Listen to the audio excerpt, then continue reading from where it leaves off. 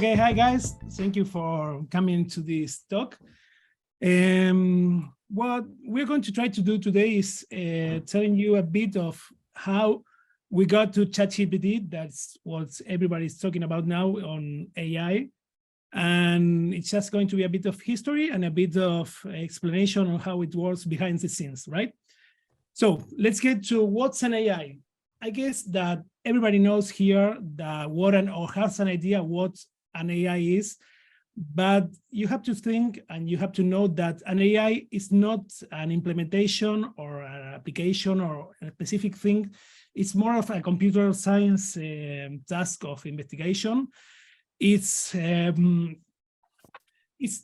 you try to investigate the what is the field of investigation of the computer science of AI and artificial intelligence is the development of machines that try to perform tasks that require human intelligence. But not only intelligence is the way we think, but it's the way we interact with the world, the way we see, with the way we talk, the way we listen. So right now you have a lot of implementation of algorithms that maybe try to synthesize voice or simulate or try to transform an image into interpretation, or like ChatGPT, like they interpret the text and they talk about like a human, right? And right now the human intelligence is also being like, you have to define what is human intelligence. Recently there was a paper that was trying to talk about what is doing ChatGPT, and the conclusion they got is we don't know if it is really now intelligent or not, because we have to redefine what is human intelligence. So not only you have a computer program or a computer implementation of intelligence, but you have to define what real intelligence is, right? And right now, you know, there is a really big hype about ChatGPT and all these large language models, but artificial intelligence have been in our life for a long time, and we have been using it knowingly or without knowing. When we use Waze, when we do Netflix or Spotify or whatever, there is a kind of artificial intelligence there, being machine learning or neural networks or whatever the algorithm is. There is artificial intelligence behind it. So it's in our life, and it's have been here for quite a long time. So let's talk a little bit about the history and where it all began. It all began, I mean, the artificial intelligence field was defined or began in the late 40s after World War II, when the digital computer was invented. And right here we have a timeline that has some random, I mean, not random, but important milestones on artificial intelligence. It's not complete. It's just some that I thought that were important. Like in 1950s, the Turing test was invented by Alan Turing, right? Everyone knows about him, and probably everybody knows about that. The Turing test is trying to trick a human into thinking that a computer is another human when doing a chat. And the other thing that was really important at that time, it was the development of the Perceptron. The Perceptron is something that we're going to talk about later, and it's super important on what they talk about today about ChatGPT, but let's leave it here. You have to know that it was invented in the late 40s, and it was first implemented in the late 50s, in 1958, I think. And then we have the first robot in a factory working without human control. I mean, with human control, but it was working autonomous, and General Motors. And Eliza, it was one of the first chatbots that it was trying to simulate psychotherapists in, I don't remember what university. And what's important here is that there was, as you see, it began in the 50s, but there was a really long time during the 70s, 80s, that is called the AI winter, because there was such a big hype during the 60s that this was going to be super useful, that it's going to solve a lot of problems, but the results were never there. So everybody lost interest and there was no money on it. So it was really difficult to make new improvements. It doesn't mean that during the 70s or the 80s, there wasn't anything on this field, just that there wasn't money. So most of the work was being doing in universities and not really big implementation of all this. During the 80s, what most of the improvements were on expert systems, that such are systems that works on rule-based. Imagine like you go to a mechanic and you bring the car there and the mechanic says, okay, what's wrong with here? The engine makes this noise. Oh, with that noise, I think that the problem is here and I see there, and it's just a continual set of rules that you can program on a computer. That's an expert system, right? And most of the improvements were on that kind of systems. And we see here that the most important of that was Deep Blue, that is an expert system, that IBM programmed a computer to be that on chess, one of the champions, I think it was Kasparov. And right then, it's when we start to see a lot of improvements on applications in real life.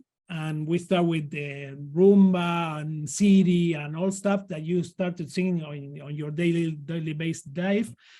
And we got to this point where we are now that after a lot of work during the last 20 years, I think, that you have a lot of machine learning algorithms, a lot of neural network algorithms that were implemented on real life. They were not just on universities, on studies, they were on technology. We have like assistants, Alexa, Siri, Google Assistant.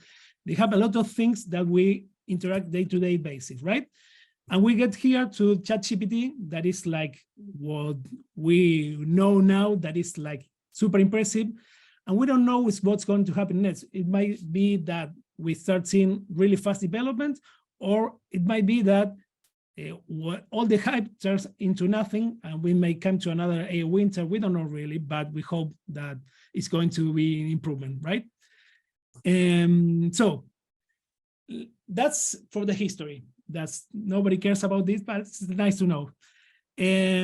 So when we try to think about how a machine learns, or what is that a machine learns, we have to think that there is a difference between learning and giving instruction, right? When we code, we develop a program in any language, whatever language you like, we just giving instructions at high level that are going to be transformed into low-level instructions that is going to be do this after this and do this if this. It's just a set of instructions and it's not learning really. When we talk about machine learning or computer learning or whatever you think about a computer learns, is just trying that the computer determine a set of weights or a set of processes internally that giving a certain input is going to give us certain output, right? So for this, we have two different methods, supervised and unsupervised. Supervised, you need a lot of information because it means that you have the input and the desired output tag. So like, I mean, imagine on a visual interface, you have a photo of a cat, you know that it's a cat because you tag it as a human, and you give that information to an algorithm, and that algorithm makes a lot of math calculation and decides that when giving this input, I'm going to give you that is a cat. This is supervised. Unsupervised, you give the same photo of the cat, but you don't tell that it's a cat.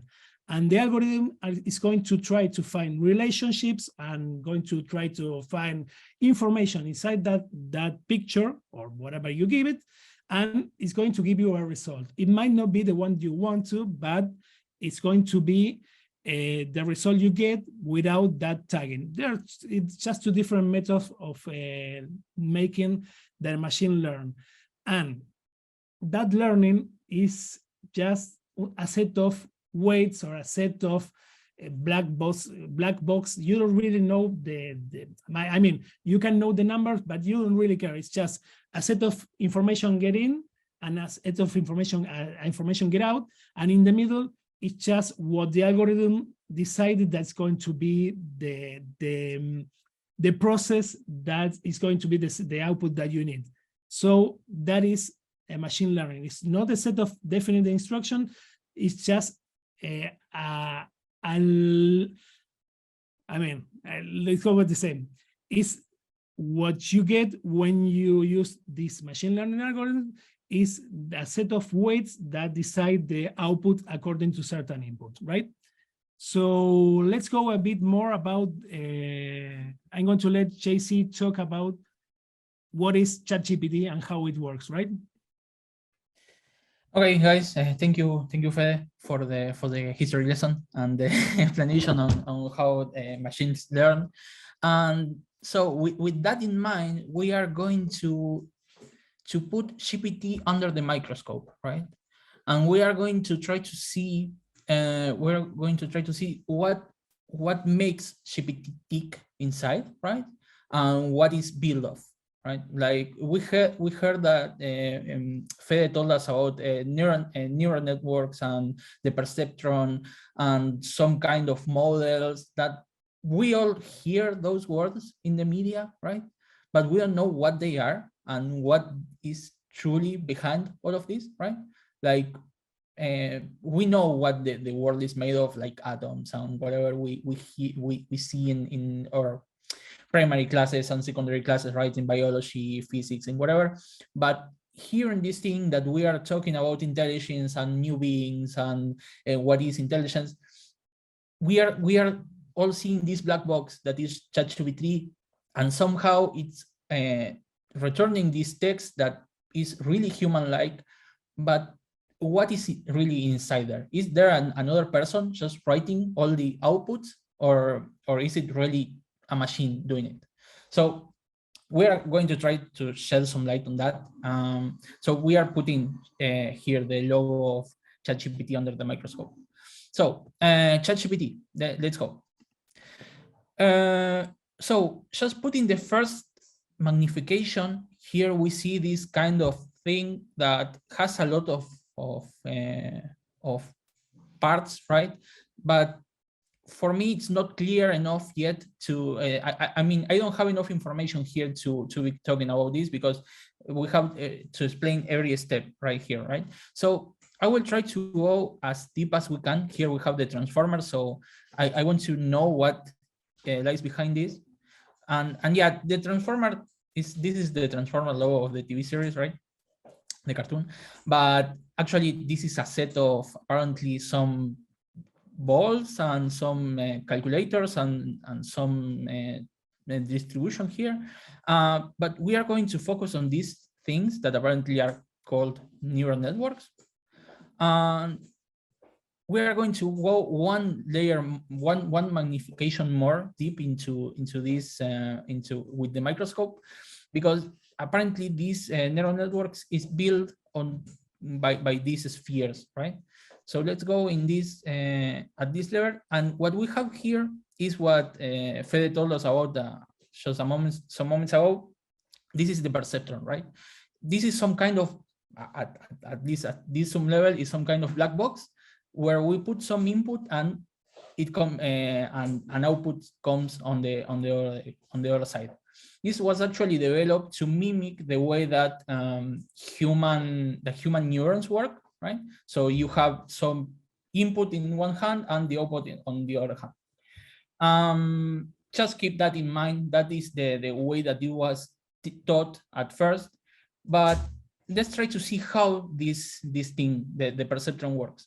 This perceptron actually is the building block, like the principal building block, right? The main building block of the neural networks. And what it is just this thing that you have here. In one hand, on the left-hand side, you have the inputs. And when we talk of inputs at this level, we are talking about numbers, right? You have some numbers that then go through some weights. We are going to explain what that means in a moment, but those numbers go through some weights, and then you summarize that weights and inputs somehow, and then you do a little bit more of math, and then an output comes, right? So you have several inputs at one side and one output at the other. So this is really basic, as you can see, is really basic, and we are going to try to see what is the math behind this thing. This is not that complex. It's just this calculation. It's pretty simple. It involves just basic math, where you have a previous output, right? This said thing, and then you might multiply the input value in one of these inputs by the weight, right? This is just a common multiplication and then a common summarization. Again, this is, for now, is really basic. Then the summarization and multiplication that you get in this said variable is passed through this sum and activation, right? The sum part is the said thing, and then the activation will be the other two instructions that we have at the bottom. If that threshold, that 0.5 number that we have in there is called threshold. It's the activation threshold, you could call it. And this is one of the ways that this could work. Actually, there are several more, but we are going to try to keep it as simple as possible. So if the set value is above 0.5, and the output of my perceptron is going to be 1. And if it's below 0.1, the output of the perceptron is going to be 0. So according to the inputs and the weights, we get 0 or 1 at the output of the perceptron. Okay, this is really pretty, right? We can see it with numbers, so you get a clearer picture. Here you have these weights inside of the perceptron. Just keep in mind that these weights is not something that we can really see. Let's say that I give you a perceptron, you wouldn't see the weights. You will just see the inputs, that you have 2 slots there to put the A and B numbers, and then an output will come on the other hand, right? And here you see the process where we multiply both of the inputs by their weights, and then we have 0.6 that, as we said before, if it's above 0.5, it's going to return 1, as we see here. Okay, so this is the way that you use, right, the perceptron. But we were talking about machine learning. How does the perceptron learn what to output on the other side, right? Okay, that is what we are going to try to explain right now. What you need to do to make the perceptron learn whatever you need it to do is to have some samples, right? This is a supervised, let's say, way of training, where you need some values for the input and an expected value for the output, right? So whenever you feed those values at the input, and then you compare what the perceptron outputs with the expected value that you have. And then you subtract those two values, right? And then I'm going to display here 2 functions. Don't be scared. I mean, they are really simple, and it doesn't matter what they are, right? I mean, what you're seeing here is that we multiply that difference between the expected value that we wanted and the value that we got. We multiply it by something called the learning rate, and this is just a ratio that we want the weights to shift on, right? And what we are doing here is to modify the weights according to the error that we had in the output, right? So we update the weights in order to make the perceptron learn. That will be the idea. Okay. So going a little bit further, let's go back actually, right? With our microscope. Now that we know what perceptrons are, that these are these things that take some inputs and then an output comes on the other hand, we can put those perceptions together and form this thing called neural networks. And neural networks are, at its basic form, I mean, there are some other types of networks and whatever, but we are going to try to keep it basic here and go with the most basic ideas around it. So a neural network is just a combination of perceptions. We can just think that in that way, right? Where we have these layers of perceptrons that will process the inputs, and then we have several layers in the middle that are hidden from us, right? Because we don't interact with them. They are just there to connect the input layer with the output layer, and then we have an output layer, right? And now what we can see, let's go a little bit further in this diagram, right? Let's explode it a little bit. And what we have is some perceptrons here and the first layer, and then we have two hidden layers, and then we have an output layer, right? The first layer can take several inputs for each one of the perceptrons. And then the layers in the middle just connect all of those layers. And then at the output, we are going to have one output for each one of the perceptrons, right? And of course, this is all pretty, but how do we train this, right? Because, I mean, we know how to train a perceptron, but we don't know how to train this. Because if we think about it, what we have, right? Because as I said, how we interact with this network is through having some inputs and having some outputs, right?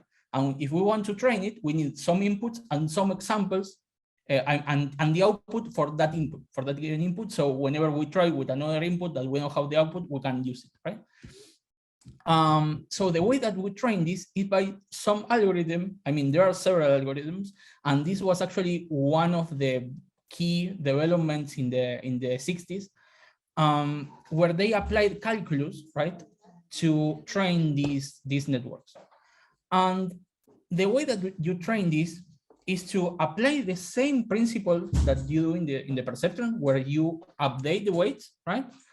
But you have to do it for all of the layers and for all of the perceptrons, okay? So what you do is to compare the outermost output, right? And compare it against the expected value for that output. Then you calculate that error, and then with that error, what you do is a process called error propagation. And keep in mind that what you are propagating is not the error per se, but actually the corrections in order to apply corrections to the weights in the previous stages of each of the perceptrons in the network. Okay, so this process involves calculus and derivatives and minimizing functions. That doesn't matter. I mean, what we need to understand is that we have some expected output. We compare against the output that the neural network gave us, and then we calculate the error that we have, and then we propagate using some kind of function and apply that propagation to each one of the weights that we have inside of our network. Okay.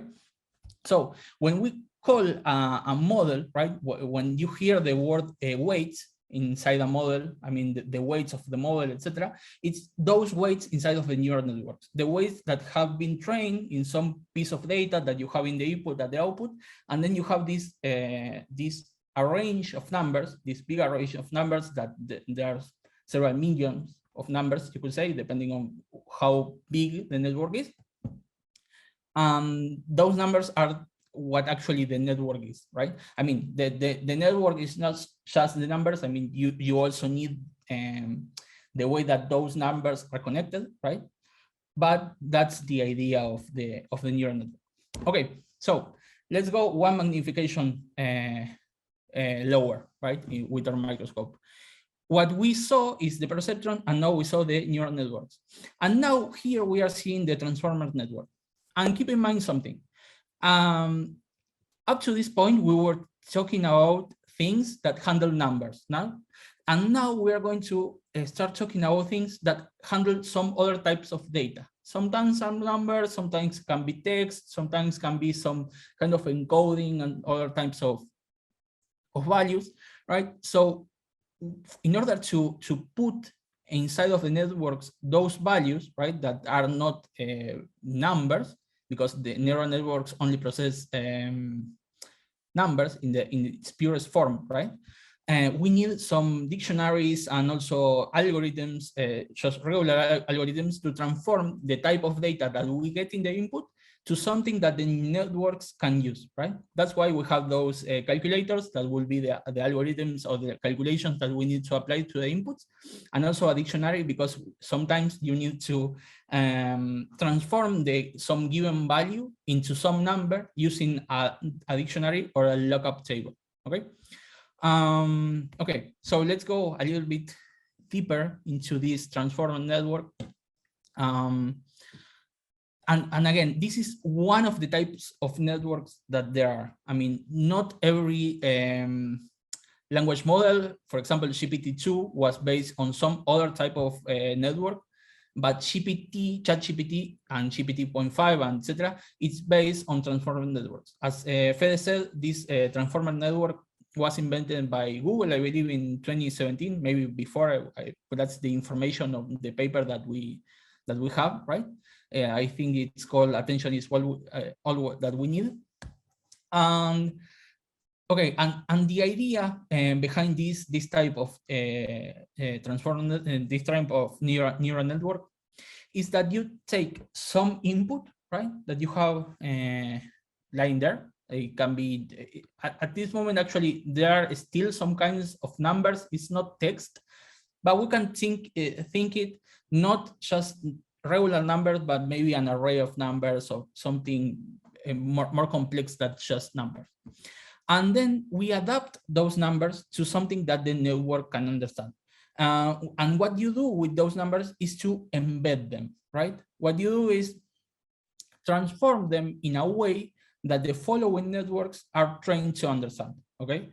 And that's why when you hear embeddings, right, when they talk about embeddings and etc., it's because you are doing this transformation of the information so the network can process it later on.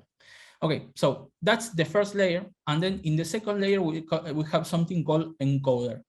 This thing is just built around neural networks. And these networks are actually chained together. They are not just one neural network, but several. And they work in a process, in a serial process, right? One works behind the other. And in this encoder process, what you have is two types of neural networks that work like the ones that we talked before, where you take numbers and then some numbers go at the other end.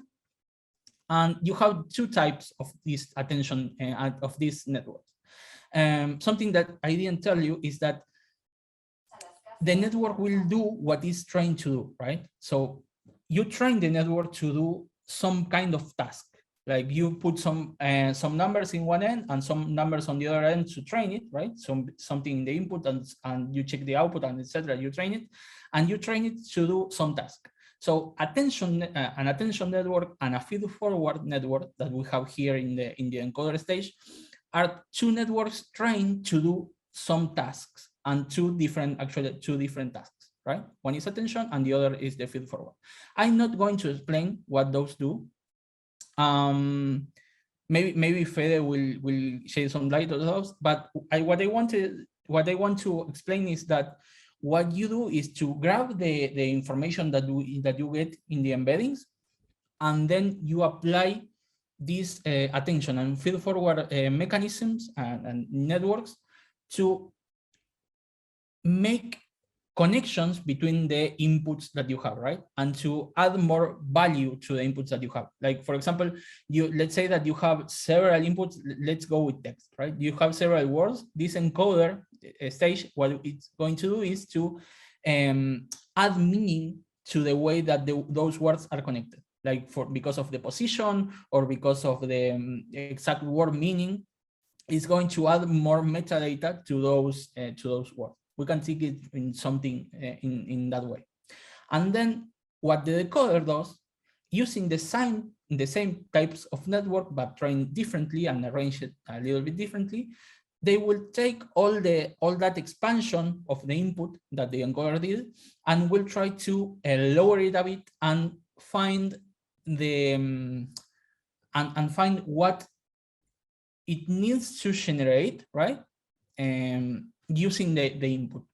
I mean, it will compare all the information that it expanded in the encoder and also the input, and try to see what it can arrange that it works with the input.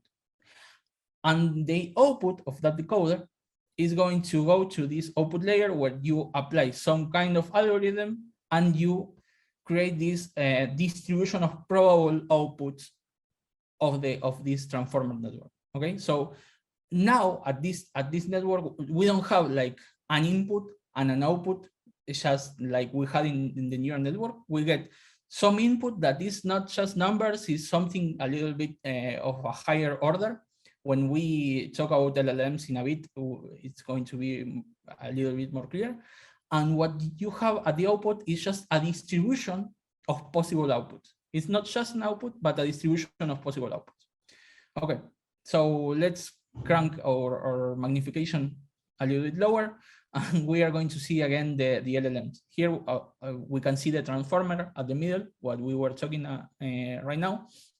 And here we have here we can see that now we are just inputting text and outputting text, right? This is the large language model model of network. And the idea here is that this is what ChatGPT is based on, okay?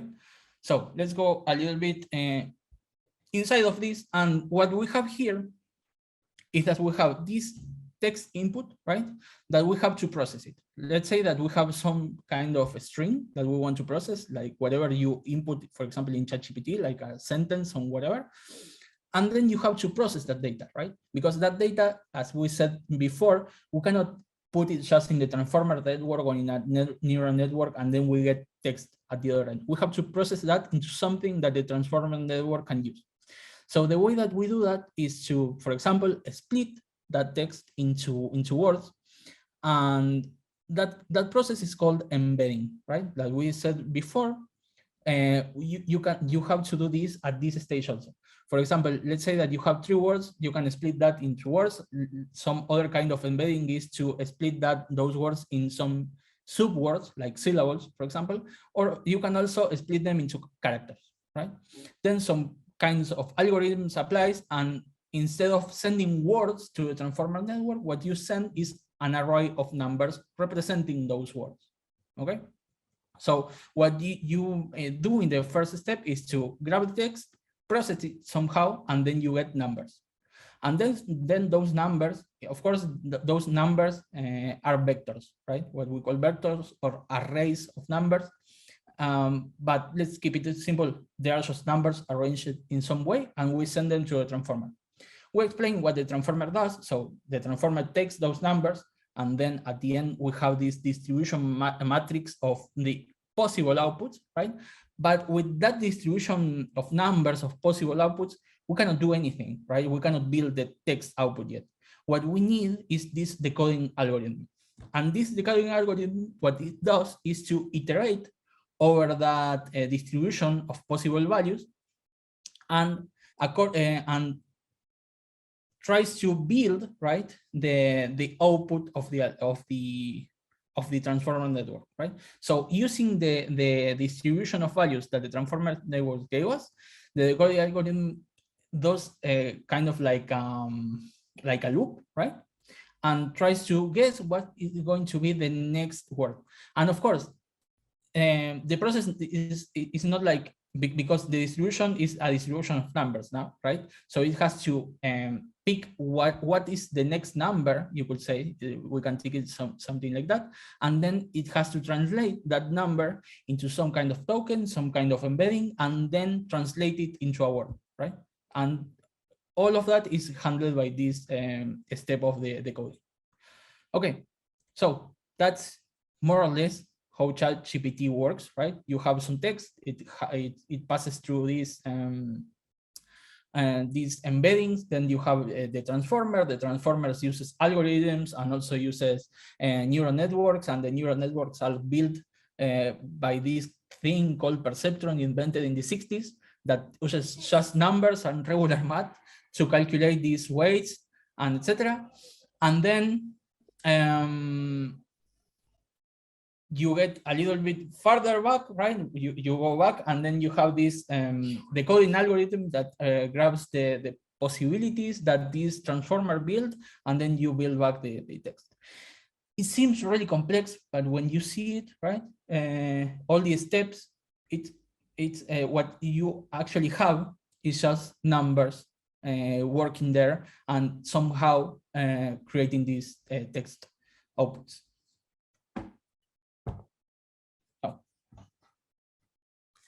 Oh, everybody's muted because I had to wait. Okay, so if anybody wants to ask any question, please feel free to unmute yourself. Fede, also, if you want to add something that maybe I missed. No, it was great. I think your explanation was great. It's basically that, as you said, you enter something and you get something out, and it's just probabilities. It's not like magic in there. Yeah. Everything comes down to probabilities. Hello. Hello, guys. Great presentation. I just have an example to add or to show how the embeddings work. There is a classical example with the words king. For example, you have the embedding representation of the word king, right? And it's some array of numbers. And if you subtract from the word king the word man, you obtain the queen embedding, the queen vector. So if you subtract from the king, you subtract man, you obtain queen, or if you add from queen, you add man, you obtain king. There are those relationships in the embedding space. That it's one way to that is a great example because we didn't talk about that. Yeah. But embedding is not just a transformation of a word into a number. The embedding also includes relationship between words. So as Facu said, a king or a kingdom without queen gives you king, or it's because that embedding includes the relationship. So in the numbers or in the position, if you try to map it on a graph, you're going to have like the king here, the queen here, and kingdom, they're going to be related. So the numbers are going to be correlated also. It's not just a dictionary where you take a word and you convert it into a number. It includes like context or relationship between those words and weights, right? That's super important. Thank you, Facu. Like the meaning, yeah, like the meaning of the words. For example, also embedding this of, let's say that you have a verb that is conjugated, that verb is going to be defined in the infinite form sometimes. And something that comes to mind when you said this about subtracting the king by man and then becomes queen, is the idea of summarizing emojis, right? We had a talk about some months ago from Valentina, I believe, that he showed how you can sum up some emojis and then a new emoji comes up. So yeah, that's pretty much the idea. I mean, now you see it's mega analogous, right? Great. Yeah. Thank you, Facu, for the input. Do we have any more questions?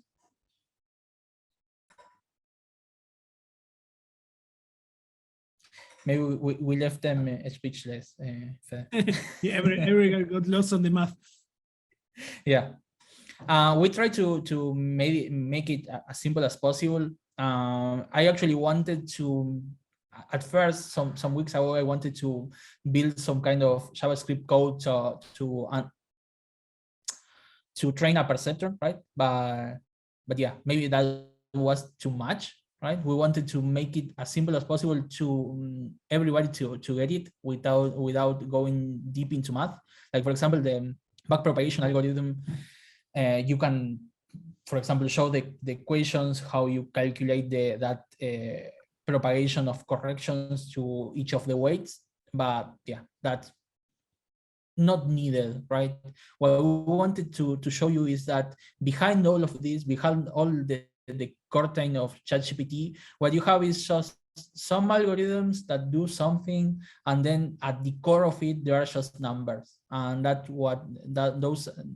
is what neural networks are. So just an array of numbers that those numbers put it in the I mean, those numbers are really pricey, right? Because you have to really work hard to get those numbers arranged in that way, because you need several hours of training that cost several millions of dollars, we can say, for example, for ChatGPT. So those matrices of numbers are really pricey. Yeah, and also want to add that when you talk about the weights, that's probably something that everybody's going to hear when they release a new model, or we'll talk about Llama model or whatever. What is being released are those weights. It's the result of all the training, all those numbers that need to multiply the input to get the expected output. That is what's released in the model.